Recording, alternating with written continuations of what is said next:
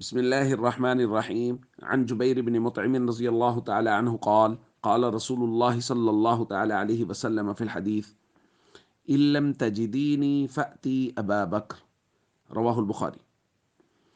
دوستو، یہ الفاظ بھی ایک بڑی روایت کا حصہ ہیں۔ حضرت جبیر فرماتے ہیں: اتت امرأۃ النبی صلی اللہ علیہ وسلم، ایک خاتون حضور کی خدمت میں حاضر ہوئیں۔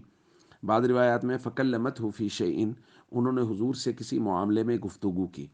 فامرها ان ترجع الیہ، حضور نے حکم دیا کہ آپ بعد میں آئیے گا۔ قالت، انہوں نے عرض کیا: یا رسول اللہ، ارأیت ان جئت ولم اجدک کأنها تقول الموت، یا رسول اللہ اگر میں آؤں اور میں آپ کو موجود نہ پاؤں۔ راوی کہتے ہیں کہ ان کے ذہن میں تھا کہ اگر آپ دنیا سے رحلت فرما گئے ہوں تو میں کیا کروں؟ تو حضور علیہ الصلوۃ والسلام نے فرمایا: ان لم تجدینی فأتی ابا بکر۔ یہ تاریخی الفاظ ہیں، اگر مجھے موجود نہ پاؤ تو پھر ابو بکر کے پاس آ جانا۔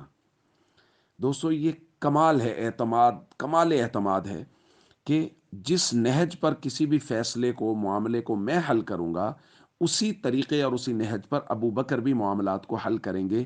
یہ حضور علیہ الصلوۃ والسلام گویا فرما رہے ہیں کہ اگر میں موجود نہ ہوں، فإن لم تجدینی فأتی ابا بکر، اگر میں موجود نہ ہوں، مجھے نہ پاؤ تو پھر ابو بکر کے پاس آ جانا۔ نبی پاک صلی اللہ علیہ وسلم تو یہ فرما رہے ہیں، اور آج چند بدبخت لوگ اٹھ کے یہ کہیں کہ حضرت ابو بکر رضی اللہ تعالیٰ عنہ، ان کے پاس حضور کی وفات کے بعد سیدہ فاطمہ آئیں اور ان کو ان کا حق نہیں ملا، خدا نخواستہ انہوں نے ایک ایسا فیصلہ کیا جو غاصبانہ تھا۔ تو پھر یہ سوال نبی پاک صلی اللہ علیہ وسلم کے اس اعتماد پر اٹھ رہا ہے کہ حضور علیہ الصلوۃ والسلام نے اس خاتون کو ایک ایسے شخص کے پاس آنے کے لیے کہا جو نبی کی بیٹی کا ہی صحیح فیصلہ نہیں کر پا رہا تھا۔ تو دوستو، خدا نخواستہ یہ کس پر اعتراض ہو رہا ہے؟ یہ تو نبی پاک صلی اللہ علیہ وسلم پر اعتراض ہو رہا ہے اگر کوئی یہ شخص یہ اعتراض کرتا ہے۔ اس لیے ایسے بدبخت لوگوں سے اعلان لا تعلقی کیجیے، اظہار بیزاری کیجیے، اور ہمیشہ یاد رکھیے جو شخص صحابہ کرام کے بارے میں محتاط انداز سے ادب کے دائرے میں رہتے ہوئے ان کے احترام کی گفتگو کرتا ہے، وہ شخص تو دین اسلام پر کاربند ہے۔